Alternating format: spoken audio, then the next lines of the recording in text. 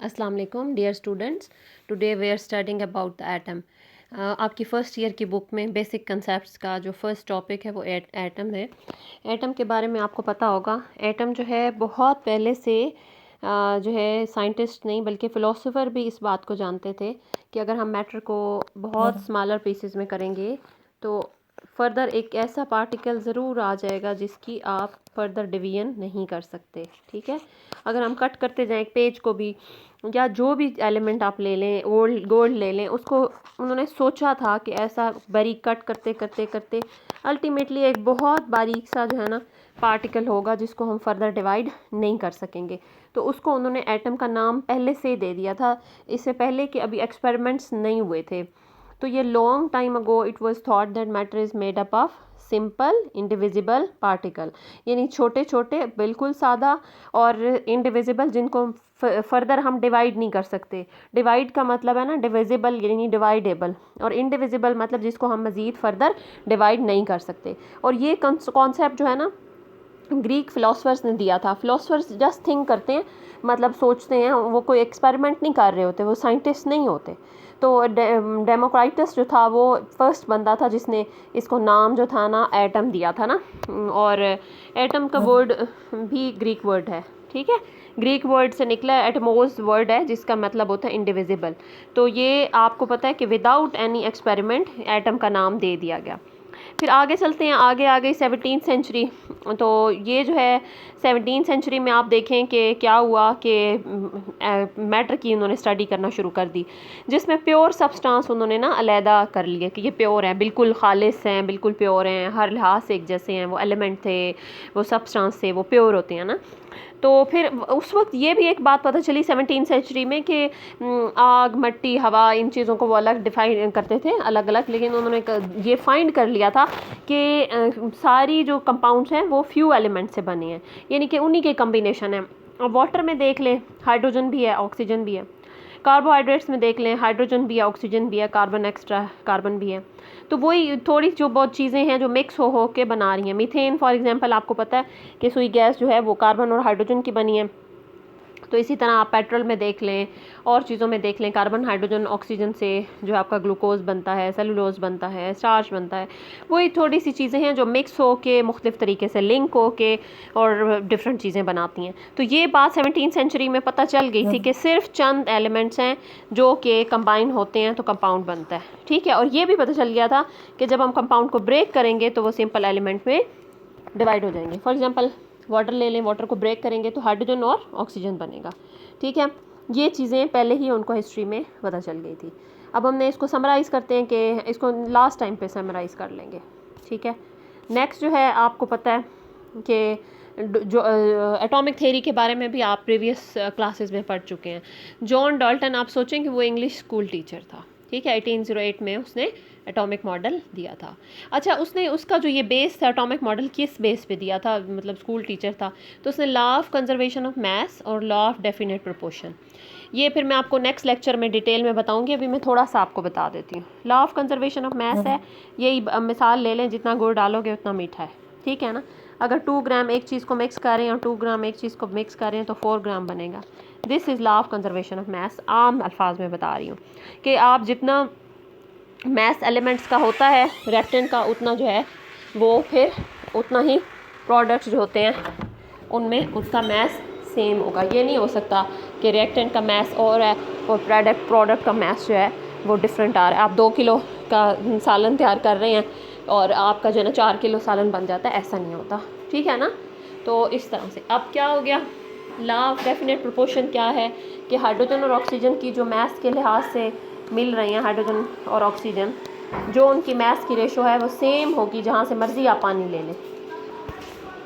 तो ये जो है that is law of definite proportion. ठीक है, तो ये 2 लॉज उसने कहा कि ये पॉसिबल ही नहीं है अगर आप इनको एटॉमिक मॉडल के तौर पे ना देखें, एटम्स के तौर पे ना देखें, पार्टिकल्स के तौर पे ना देखें। ठीक है, कि एटम में जो है इंडिविजिबल पार्टिकल हैं और हर ये 2 लॉज से वो उसको समझ आया, यही उसकी थ्योरी की बेस थी कि मैटर जो है वो डेफिनेटली फिर एटम्स पर होगा, यानी छोटे छोटे पार्टिकल्स से मिलके बना होगा। ये इसी लॉ से पता चला उसको, इन लॉ से। फिर इसके अलावा ये हुआ कि सेम एलिमेंट के जो एटम्स हैं वो सेम टाइप्स के हैं और उनकी हर तरह से प्रॉपर्टीज़ जो हैं वो भी सेम है।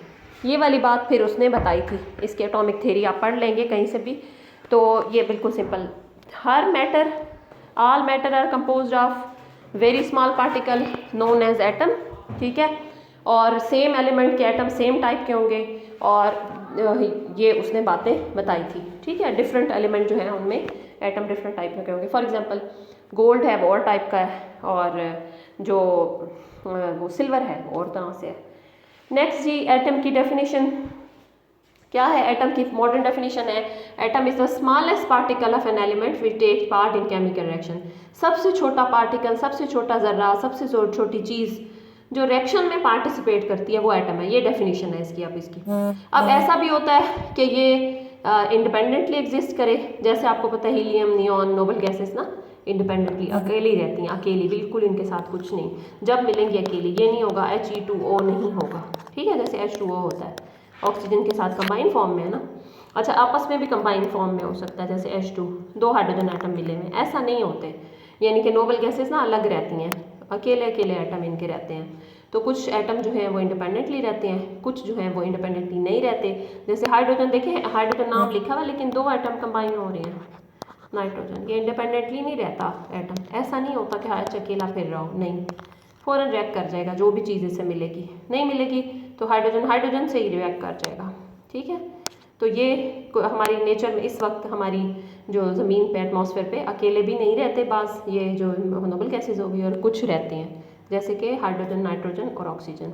अच्छा, फिर इनके सब एटॉमिक पार्टिकल हैं। मॉडर्न रिसर्च से पता चला क्या है, electron, neutron, proton, hydron, neutrino, antineutrino, इस तरह से बहुत 100 पार्टिकल्स जो हैं वो डिस्कवर हो चुके हैं, बहुत छोटे छोटे।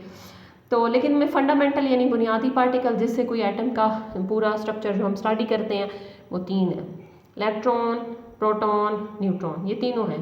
इलेक्ट्रॉन पे नेगेटिव, प्रोटॉन पे पॉजिटिव, न्यूट्रॉन पे वो होता है। अब एटॉमिक मास और सिंबल जो था, एक स्वीडिश यानी स्वीडिश केमिस्ट था जे बेrzelius, और उसने जो है ये दिया था एटॉमिक मास कैसे होते हैं। और अब जो मॉडर्न रिसर्च करके, अब जो मॉडर्न टेक्निक्स यूज़ करके एटॉमिक मास मेजर किया गया वो सेम तकरीबन उतना ही आ रहा है जितना इस बंदे ने बहुत पहले देखे 1779 से 1884 में उसने उसकी लाइफ का वो है, और इसमें इसने डिस्कवर किया। और उसने एलिमेंट की सिंबल भी बताई थी। हाइड्रोजन की सिंबल मतलब इलामत, मतलब शक्ल, ये कोई ना कोई अल्फ़ाबेट से उसकी सिंबल दे दी ना। ऑक्सीजन को O से, कार्बन को C से, ये उसने दोनों दिए थे। तो ये आपका जो है ना एटम के मतलब थोड़ा सा इंट्रोडक्शन है। मैं थोड़ा सा समराइज़ करती हूँ कि एटम जो है ऑल मैटर, ये पहले से ही पता था कि बहुत छोटे छोटे पार्टिकल से मिलके बना होता होगा। और ये ग्रीक फिलासफर ने आइडिया दिया था कि आखिरकार को एक छोटा सा ज़रा, छोटा सा पार्टिकल होगा जिसको उन्होंने एटमोस वर्ड से एटम नाम दिया। एटमोस का मतलब होता है एटम।